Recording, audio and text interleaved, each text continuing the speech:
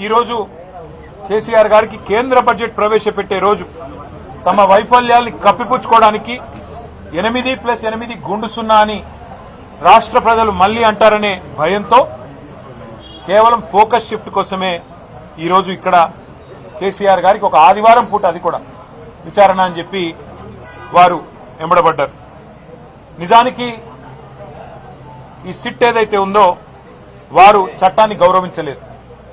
భారత ప్రభుత్వం పార్లమెంట్ ద్వారా తెచ్చిన బిఎన్ఎస్ఎస్ చట్టాన్ని కూడా వీరు గౌరవించలేదు.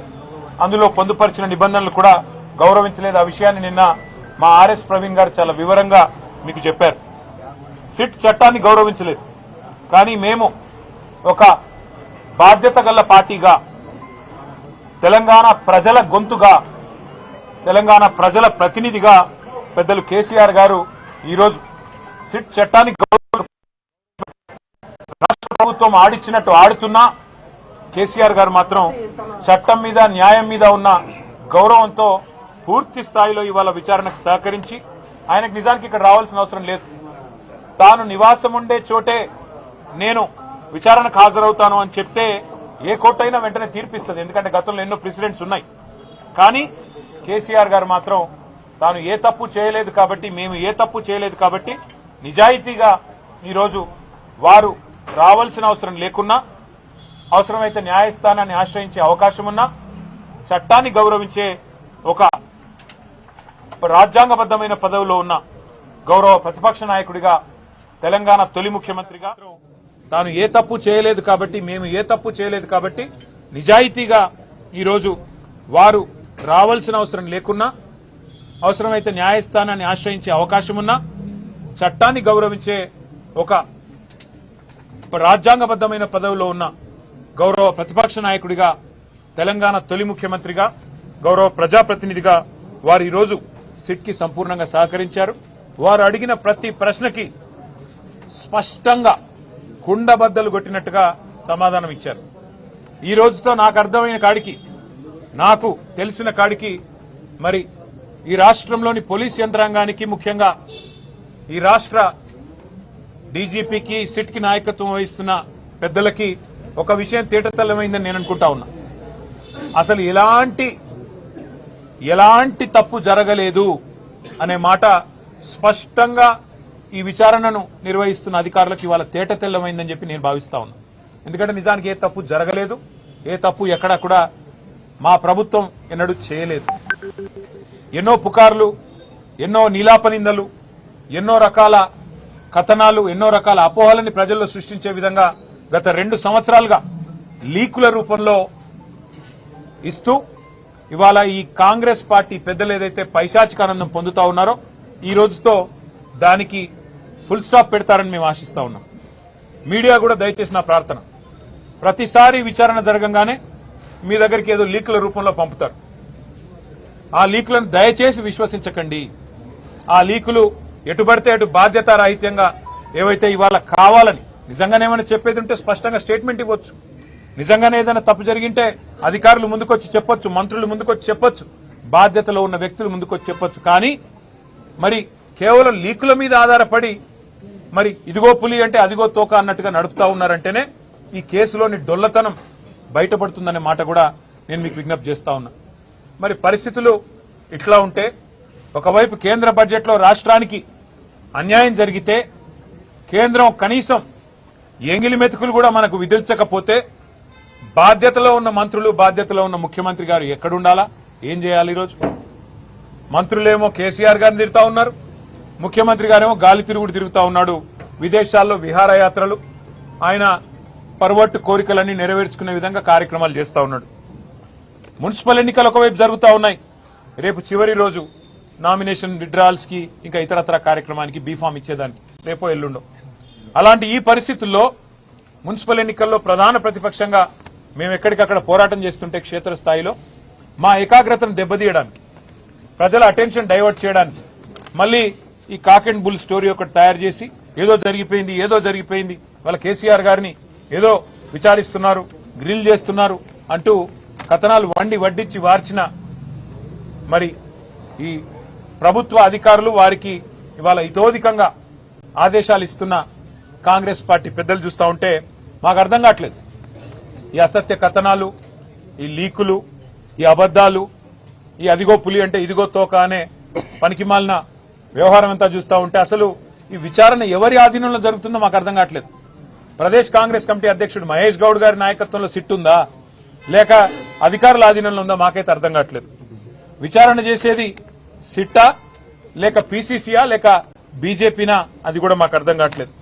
వాళ్ళ రాష్ట్రంలో ఎంత దయనీయమైన పరిస్థితులు ఉన్నాయంటే నిన్నటికి నిన్న హైదరాబాద్ నడిబొడ్డున కోటిలో సుల్తాన్ బజార్ పరిధిలో పొద్దున 8 గంటలకి తుపాకీతో కాల్పులు జరిపి లక్షల రూపాయలు దొంగలు ఎత్తుకొని పోయినా వారి గురించి పట్టించుకునే నాదుడు గాని, ఈ రాష్ట్రంలో ఇంత దిగజారిన శాంతి భద్రతల గురించి పర్యవేక్షించేవాడు గాని, సమీక్ష చేసేవాడు గాని ఈ రాష్ట్రంలో ఎవరు లేరు. చివరికి ఎంత దారుణం అంటే గంజాయి స్మగ్లర్లు ఈ రాష్ట్రంలో ఒక ఎక్సైజ్ కానిస్టేబుల్ ను బండి ఎక్కించి ఆ అమ్మాయిని చంపేస్తే కూడా ఈ రాష్ట్రంలో అడిగే నాతుడు లేడు, పట్టించుకునే వాడు లేడు. ప్రభుత్వం నుంచి స్పందన అనేది సున్నా. అంటే ఎంత దయనీయమైన పరిస్థితుల్లో ఈ రాష్ట్రంలో శాంతి భద్రతలు ఉన్నాయో దీన్ని బట్టే చెప్పొచ్చు. సమ్మక్క సారక్క జాతర కోట్లాది మంది ప్రజలు గొప్ప జాతరగా తెలంగాణ కుంభమేళగా జరిగే అద్భుతమైన పండుగ, తెలంగాణ ప్రజలకు అత్యంత ప్రీతిపాత్రమైన పండుగ.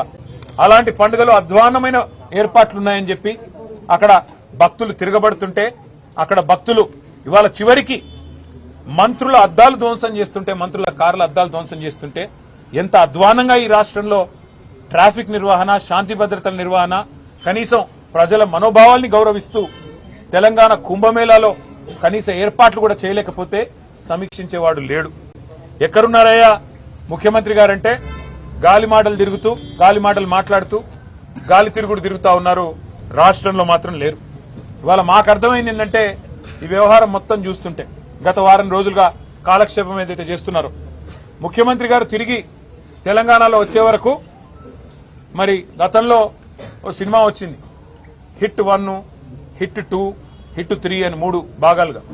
అట్లాగే సిట్ 1, సిట్ 2 అని చెప్పి టైంపాస్ కార్యక్రమం చేస్తా ఉన్నారు.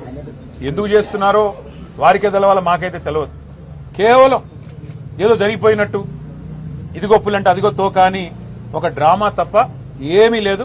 ఒకటి మాత్రం చివరిగా నేను చెప్పదలుచుకున్నా, కేసీఆర్ గారి మీద బురద జల్లాలి అనుకుంటే అది సూర్యుడి మీద ఉమ్మేయడమే అవుతుంది.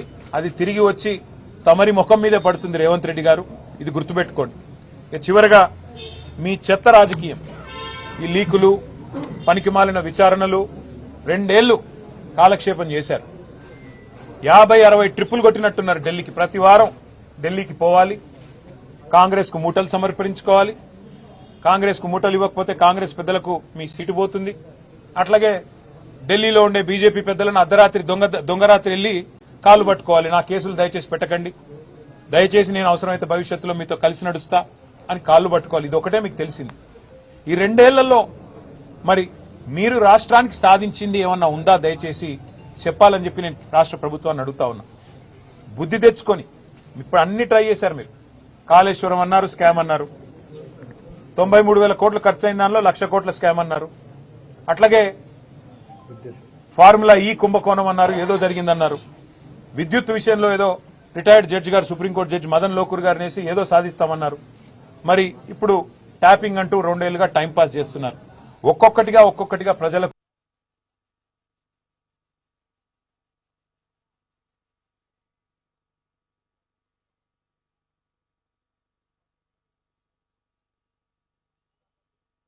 మీకు మిగిలేదు ఒకటే బడ్జెట్.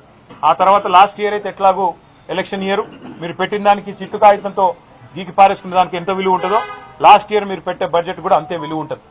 కాబట్టి ఈ 2 బడ్జెట్లు ఏవైతే మీ చేతుల్లో ఉన్నాయో అందులో ఇప్పుడు పెట్టబోయే బడ్జెట్ ఫిబ్రవరిలో పెడతారో, మార్చిలో పెడతారో రాష్ట్ర బడ్జెట్. ప్రజలు మీ వైపు చూస్తున్నారు. మీరిచ్చిన 420 హామీలు, బలహీన వర్గాలు మీ వైపు చూస్తున్నారు. 1,00,000 కోట్ల బడ్జెట్ అన్నారు, 2 బడ్జెట్లో మీరు 20,000 పెడతామన్నారు. ప్రతి బడ్జెట్లో పెట్టలేదు బీసీలకి. మరి ఈ బడ్జెట్లోనన్నా గత బడ్జెట్లు ఇది కలిపి ఒక 35,000 కోట్లు పెడతారా అని చెప్పి రాష్ట్రంలోని బీసీలందరూ చూస్తా ఉన్నారు. 42% వాటా ఇస్తాం ప్రభుత్వ కాంట్రాక్టులు అన్నారు. మరి పొంగులేటి శ్రీనివాసరెడ్డికి వస్తున్నాయి కాంట్రాక్టులు తప్ప ఈ రాష్ట్రంలో ఏ బలహీన వర్గ సోదరుడికి రావడం లేదు. అందుకే బీసీ కాంట్రాక్టర్లు మీ వైపు చూస్తున్నారు. దళిత బంధు 10 లక్షలు ఇస్తే మేము 12 లక్షలు ఇస్తామని జబ్బలు జరుచుకున్నారు. మల్లికార్జున్ ఖార్గే గారిని తీసుకొచ్చి చేవెళ్లలో ఎస్సీ ఎస్టీ డిక్లరేషన్ పేరిట హడావుడి చేశారు. మరి ఈ బడ్జెట్ లోనన్నా అంబేద్కర్ అభయహస్తం పెట్టి రాష్ట్రంలోని దళిత గిరిజన బిడ్డలకి 12 లక్షలు ఇస్తామనేదైతే మాట చెప్పారా ఆ మాట నిలబెట్టుకుంటారా లేదా అని చెప్పి రాష్ట్రంలోని దళిత గిరిజన సోదరులు మీ వైపు చూస్తున్నారు. మైనారిటీలోకి సబ్ ప్లాన్ అన్నారు. మరి మైనారిటీ సబ్ ప్లాన్ ఏమైనా పెడతారా? మరి మైనారిటీలకు కనీసం ఏదన్నా న్యాయం చేస్తారా? మైనారిటీ సోదరులు చూస్తా ఉన్నారు. అట్లాగే విద్యా భరోసా కార్డు అన్నారు 5 లక్షలు. మా విద్యార్థులు చూస్తా ఉన్నారు మీ వైపు. మీ 420 హామీలు, మీ 6 గ్యారంటీలు ఆడబిడ్డలు ఎదురు చూస్తున్నారు. మహాలక్ష్మి నెలకు 2,500 ఎప్పుడు వస్తాయని. ఇవాళ మేము మున్సిపాలిటీలో ఇల్లు తిరుగుతుంటే బిడ్డ 2,500 మమ్మల్ని అడుగుతున్నారు. అబద్దాలు చెప్పింది మీరు, అడుగుతున్నది మమ్మల్ని. ఇది ఈరోజు రాష్ట్రంలోని పరిస్థితి. ఇవాళ రాష్ట్రంలో ఈ పరిస్థితులుంటే మీరు గాలి మాటలు, గాల్లో విహారాలు, సిట్ల పేరిట కాలక్షేపాలు బంద్ చేసి బడ్జెట్ మీద దృష్టి పెట్టండి. ఇచ్చిన 400 వాటి అమలును ఎప్పటి నుంచి మొదలు పెడతారు? ఈ బడ్జెట్ లో ఎన్ని కేటాయించారు, ఎప్పుడు ఇస్తారు అని మమ్మల్ని అడుగుతున్నారు. అబద్దాలు చెప్పింది మీరు, అడుగుతున్నది మమ్మల్ని. ఇది ఈరోజు రాష్ట్రంలోని పరిస్థితి. ఇవాళ రాష్ట్రంలో ఈ పరిస్థితులుంటే మీరు గాలి మాటలు, గాల్లో విహారాలు, సిట్ల పేరిట కాలక్షేపాలు బంద్ చేసి బడ్జెట్ మీద దృష్టి పెట్టండి. రాష్ట్ర ప్రజలకు ఇచ్చిన 420 హామీలు, 6 గ్యారంటీలు, వాటి అమలును ఎప్పటి నుంచి మొదలు పెడతారు? ఈ బడ్జెట్ లో ఎన్ని కేటాయింపులు చేస్తారు? మేం మాత్రం మిమ్మల్ని వదలకుండా రాష్ట్ర ప్రజల తరపున వెంబడబడతాం. తప్పకుండా ప్రజల తరపున అడుగుతూనే ఉంటాం. మీరు ప్రజలకు ఎంత బాకీ పడ్డారో బాకీ కార్డుల ద్వారా మేము ప్రతి ఇంటికి మున్సిపల్ ఎన్నికల్లో పోయి వివరంగా చెబుతాం. ఒక్కొక్క రైతుకి మీరు ఇవాళ 60,000 బాకీ పడ్డారు. ఒక్కొక్క పెద్ద మనిషికి, ఒక పెద్ద వయసులో ఉండే అవ్వకు తాతకు మీరు 52,000 బాకీ ఉన్నారు. 26 నెలలకు గాను నెలకు 2,000 చొప్పున. అట్లాగే రైతులకు, మహిళలకు 2,500 చొప్పున 60,000 బాకీ ఉన్నారు ప్రతి మహిళకి రాష్ట్రంలో. ఇవన్నీ కూడా చెబుతాము.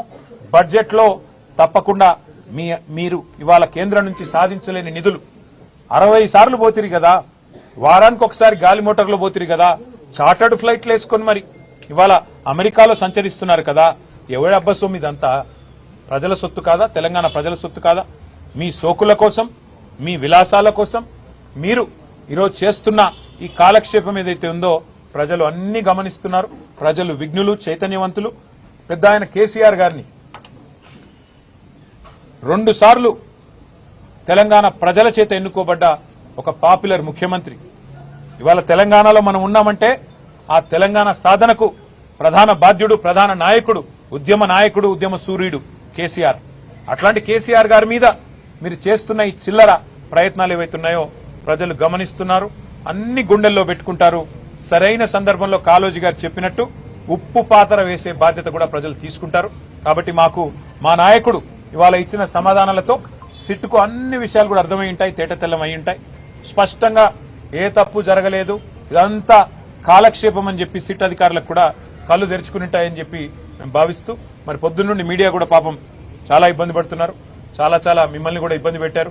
1000 మంది పోలీసులను పెట్టి మిమ్మల్ని నూకుతున్నారు, మా వాళ్ళని నూకుతున్నారు. అసలు 1000 మంది పోలీసులు పాపం ఆ కోటిలో దొంగతనాలు జరిగే కాడ 5గురున్నా దొంగతనాలు జరగవు. క్రైమ్ రేట్ పెరుగుతున్నది హైదరాబాద్ లో, వాటి మీద సోయి లేదు. ఎక్సైజ్ కానిస్టేబుల్లను గంజాయి స్మగ్లర్లు తొక్కుతుంటే సోయి లేదు. ఆ 1000 మంది పోలీసులను అక్కడ పెట్టి రాష్ట్రంలో శాంతి భద్రతలు పరిరక్షించాలని కోరుతూ మీడియాకు కూడా ప్రత్యేకంగా ధన్యవాదాలు. ముఖ్యంగా ఉదయం నుండి మా కార్యకర్తలు గ్రామాన ఈరోజు గర్జించారు, గ్రామాన మరి తిరగబడ్డారు. ఈ ప్రభుత్వానికి బుద్ధి చెప్పే విధంగా గొప్పగా పోరాడారు. సోషల్ మీడియాలో మా సోషల్ మీడియా వారియర్లు, అట్లాగే గ్రామాన మా కార్యకర్తలు, అట్లాగే ప్రతి పట్టణంలో కదందొక్కి మోటార్ సైకిల్ ర్యాలీలు, అట్లాగే రాస్తా రోకోలు, ధర్నాలు, నిరసనలతో హోరెత్తించిన ప్రతి ఒక్కరికి చేతులు జోడించి హృదయపూర్వకంగా ధన్యవాదాలు తెలియజేస్తూ మరి మళ్ళొకసారి మీడియాకు కూడా ప్రత్యేకంగా ధన్యవాదాలు. నమస్కారం.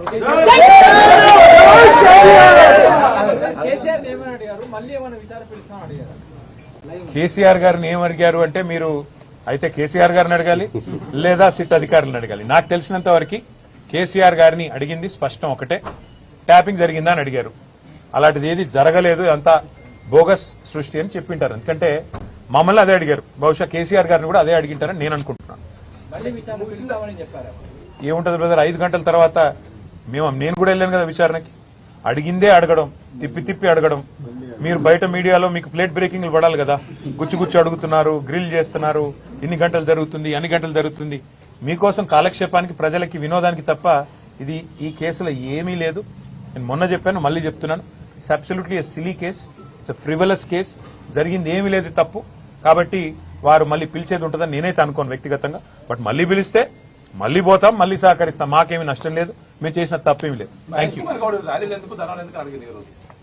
మహేష్ కుమార్ గౌడ్ గారిని నేను ఒకటే అడుగుతున్నా, రాహుల్ గాంధీ గారిని, సోనియా గాంధీ గారిని ఈడీ విచారణకు పిలిస్తే మరి రాజ్ భవన్ ముందు మీ ముఖ్యమంత్రి మీరు ఎందుకు పోయి ధర్నాలు చేశారు? మేము కూడా గందుకే ధర్నా చేశాం. మా నాయకుడిని మరి ఇక్కడ పనికిమాల విచారణల పేరిట పేల్చి వేధిస్తే, అది కూడా తెలంగాణ సాధించిన ఉద్యమ నాయకుడు, ఉద్యమ సూర్యుడు, ఆయన పట్టుకుని మీ పోలీసులు, మీ ప్రభుత్వ యంత్రాంగం వేధిస్తే డెఫినెట్ గా తెలంగాణ ప్రజలు, తెలంగాణలోని మరి తెలంగాణలో ఆయన గుండెలో నింపుకున్న వాళ్ళు బయటకు వస్తారు కదా, తప్పే ఉంది అందులో. కాబట్టి మహేష్ కుమార్ గౌడ్ గారికి నేను మళ్ళీ విజ్ఞప్తి చేస్తా ఉన్నా, మీరు సిట్ విచారణకు మీరే చైర్మన్ అయితే అదేదో ప్రకటించుకోండి. మీ బాధ నాకు అర్థం కావట్లేదు. రోజు ఆయనే మాట్లాడుతున్నాడు, సిట్టోళ్ళ కంటే ఎక్కువ. పోలీసు వాళ్ళు ఎవరు మాట్లాడతలేరు, ఓన్లీ మహేష్ గౌడ్, మంత్రులు. అదేదో మీరు పంపుతున్న ప్రశ్నలే ఉన్నట్టున్నాయి, అదేదో మీరే చెప్పండి బాహాటంగా, మేమే పంపుతున్నాం, మేమే నడిపిస్తున్నాం, ఇదంతా రాజకీయ కాలక్షేపం అని చెప్పండి, ధైర్యం ఏముంది. థ్యాంక్ యూ, అందరికి నమస్కారం. Thank you.